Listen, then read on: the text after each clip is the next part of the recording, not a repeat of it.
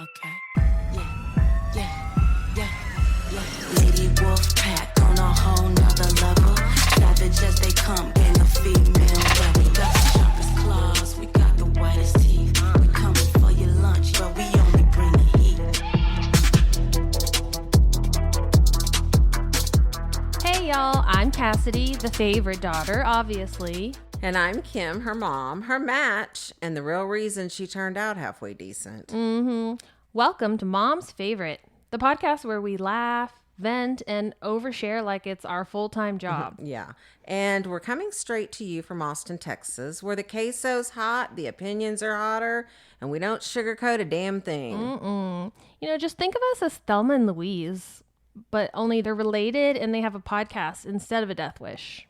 So go ahead and pour yourself something strong, maybe a margarita, get a little snack. Because here on Mom's Favorite, we got a lot to unpack.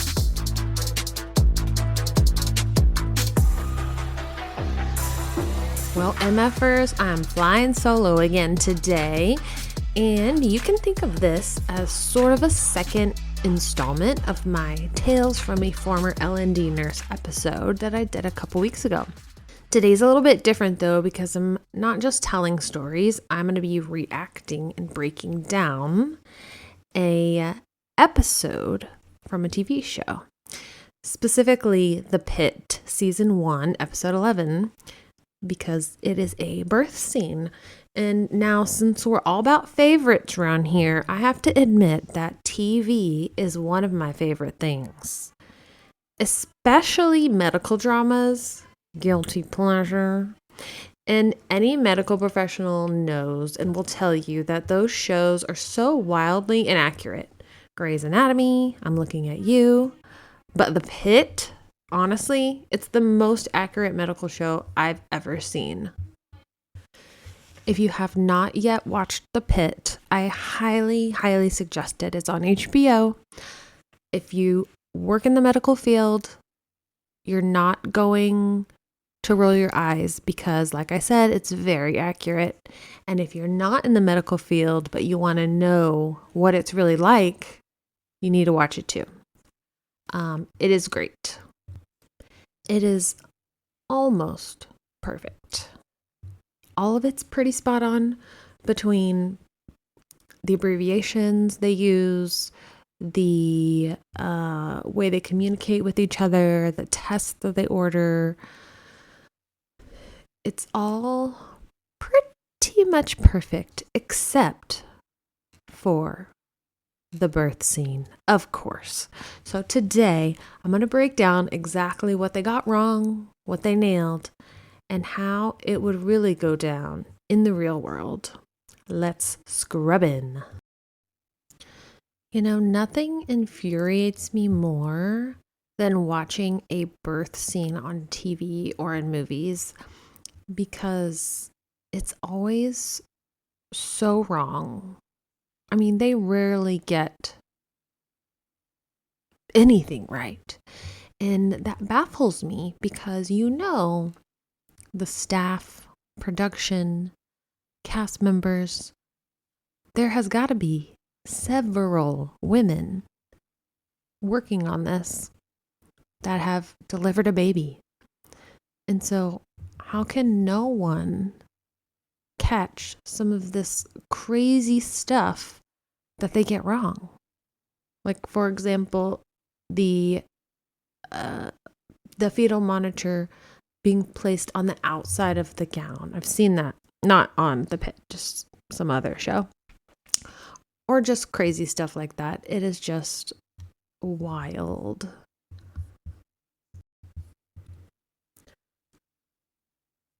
Also, I know several L&D nurses, myself included, that would love to get paid to be a medical advisor on shows like this to make sure that they get stuff right. I mean, I would be happy to assist. So if anyone's looking. Okay, back to The Pitt. If you haven't watched it yet, what are you doing? It's amazing. But also, I'm going to kind of spoil an episode if you care about that kind of thing. So here's your warning. Okay, so like I said, it's season 1, episode 11. And in true ADHD fashion, I'm probably going to explain way too much, but I feel the need. Okay. So essentially, the part I'm going to be talking about is a scene that depicts an OB emergency, or an obstetrical emergency, and kind of a backstory. Not that it really applies to my issues with this scene at all, but it's a woman who is a surrogate for a same-sex couple, and she comes into the ER in active labor, and she's wheeled in, and the first thing she says is, "I'm fine, really, it's not my first time." And you can see that, she's definitely uncomfy because she's all sweaty, but she's not screaming or climbing off the bed or out of control in any way. So in this show, the first thing they do is they take her into a trauma room for a check, quote unquote, with a plan to send her up to labor and delivery. So here's the first. No ER in any hospital would willingly bring a full-term pregnant woman who's obviously in labor to a room to check her. If she appears stable, meaning she's conscious, she's not bleeding out, there's not a baby actively coming out of her body, and she does not have any other acute injuries like head trauma or bones protruding, then she would immediately be shipped up to L&D with haste. Because ER nurses and all the people down in their ER are very afraid of pregnant women, especially ones in labor, and they will do anything to avoid delivering a woman in the ER at all costs.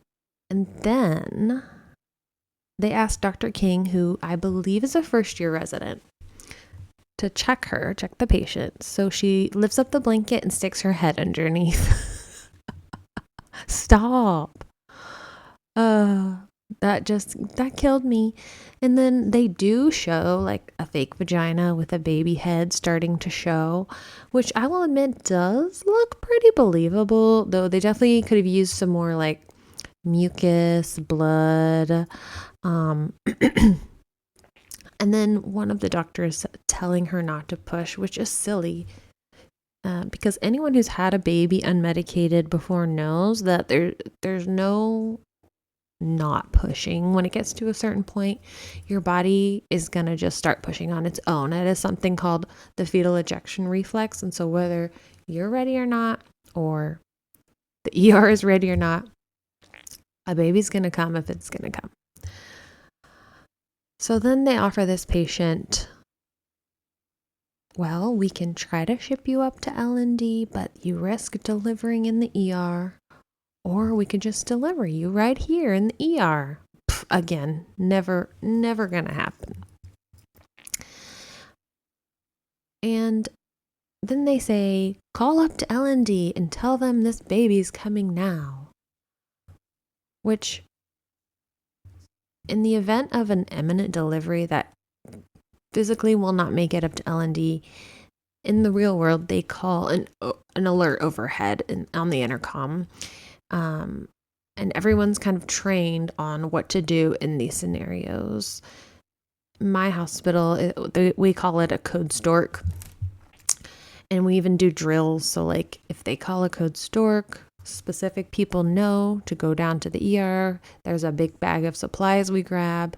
NICU automatically comes down there too. They have all their equipment for the baby. And this patient specifically definitely would have had time to make it up to L&D. Now, people that work in the ER love them, don't want to do what they do, but they tend to freak out a little bit. Like I said, they don't like pregnant people, especially people in labor.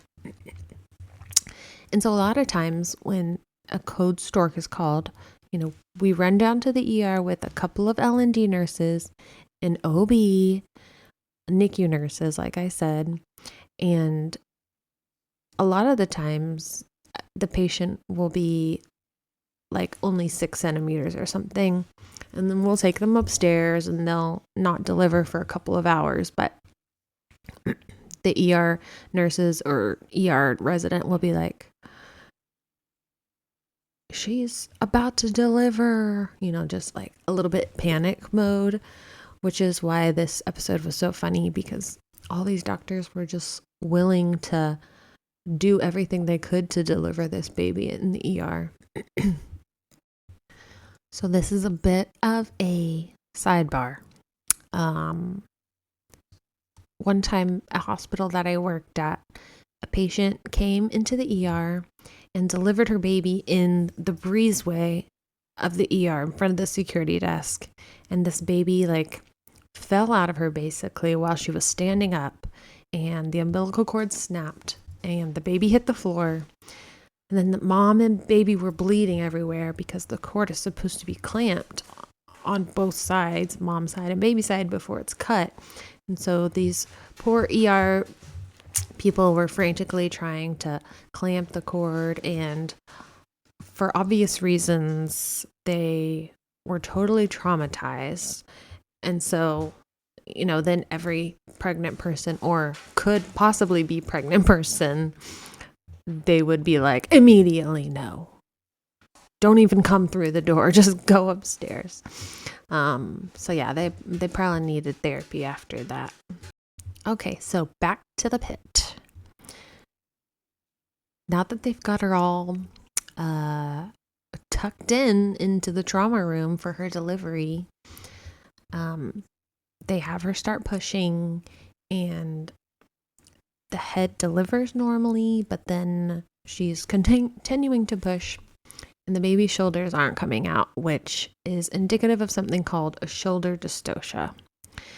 So this is what happens when the baby's shoulder that's pointing up towards the sky kind of gets hooked up under the woman's pubic bone.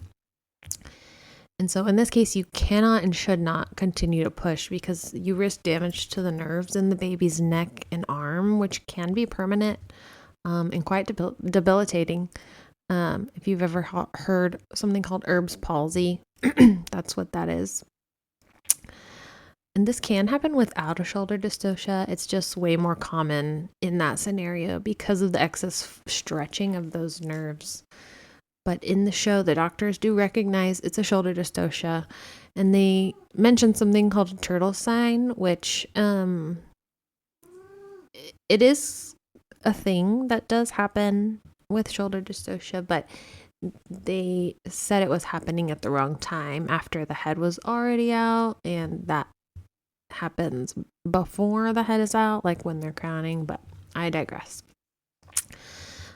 So they recognize a shoulder dystocia, and Dr. Ravi, who is Noah Wiley's character, asks someone to call L&D to bring down a fetal monitor, which, first of all, she could have been up in L&D a long time ago, and we wouldn't be where we are. But they already called them prior, saying they had an imminent delivery. And so, in real life, after that first call, the whole team would already be down there with all their supplies, monitors, and would probably have already whisked the patient back upstairs. But at this point in a delivery, a fetal monitor is pretty useless. It's not going to change the management of this patient either way. The baby needs to come out. That's the goal, ASAP. And also, the baby's basically in the vagina, so trying to find the baby's heart rate externally would be very difficult. And I could pretty much guarantee that this baby's heart rate would be pretty low, or bradycardic as we call it, because it's getting squeezed in the birth canal, and it's also only halfway out. Its head is out, and so that means that the umbilical cord is sort of being compressed between the baby's shoulders, neck, and the mom's vagina. And so this is why a shoulder dystocia is considered an emergency, like pants on fire emergency. Even with a shoulder dystocia, ideally you would like less than 3 minutes between delivery of the head and the rest of the body. And even that is long. And L&D nurses will tell you 1 minute in a shoulder dystocia feels like 27 minutes. But when you get to 5, 6, 7 minutes and the baby's still not fully delivered, you're already on your way to the operating room to perform life-saving measures because the baby's brain has been deprived of oxygen, and the longer it takes to deliver, the more risk you have of brain damage or even death. And this is where, this episode of The Pitt really got me, because anyone who's been in a shoulder dystocia, whether they're a nurse, a patient, family member, they will know that it is scary and stressful, and there's definitely a sense of urgency in the room. And this scene, they were way too relaxed to depict a true shoulder dystocia. Even Dr. Robbie says, "There's nothing to worry about. We'll just try something else on the next push." No, you should all be worried. It is time to panic. So, once a shoulder dystocia is recognized, there's a series of maneuvers that delivery providers are trained to use in a specific order in an effort to free that upper shoulder from under the pubic bone and get baby delivered. The first of which is called McRoberts maneuver, and that's where you lower the head of the bed so that the patient is completely flat. Then you have the patient flex her knees up towards her ears. And this kind of creates more room in the pelvis to hopefully, make more room for that shoulder to be freed. And in the show, they have this patient just like sitting straight up in the bed. She's basically sitting on her baby's head, if that's how she really was going to be positioned. And so there's no way they'd be able to resolve a shoulder dystocia in this position. And for this kind of patient in particular, since she doesn't have an epidural, you could also flip them over into hands and knees position, kind of the same idea. It creates more space in the pelvis and kind of utilizes gravity to help free that shoulder. So yeah, they do McRoberts maneuver, but they're doing it wrong. And then they do move on to what's called suprapubic pressure, which is what our next maneuver would be. And that's where you kind of use your fist to apply strong pressure just right above the pubic bone, and basically trying to like push the baby's shoulder down and out from the outside. So they do that, and they do call it suprapubic pressure, but again, the patient is sitting straight up, and so there's no way you could do this maneuver correctly. You have to be able to get your fist like up in there, not up in there, but in that area, the suprapubic area, right above the pubic bone. And if you're sitting straight up and you are pregnant, your belly's just like blocking it. So that was not it. Then they kind of move on and do the other maneuvers, which were pretty accurate. And then the baby delivers, and obviously the baby's stunned because its head was born for 3 minutes before the rest of it was born. So they take the baby to the warmer, and they do some resuscitative measures, which again were not quite accurate, but that's neither here nor there. I'll leave that for another episode. And they did a better job. You can never make a newborn baby on TV look super believable, because unless someone wants to give birth like on screen. So they use like a little animatronic baby, which it looked pretty real. It was better than some other ones I've seen where they come out like 3 months old already, or they come out and they have like goo and blood all over them, except like a perfect circles around their eyes. So they did a pretty good job. And And then the patient goes on to have a postpartum hemorrhage, which is pretty accurate. Having a shoulder dystocia does increase your risk of hemorrhaging. And, that one, they managed pretty well. They did use all the right meds and pronounce them right. So I gave them points for that.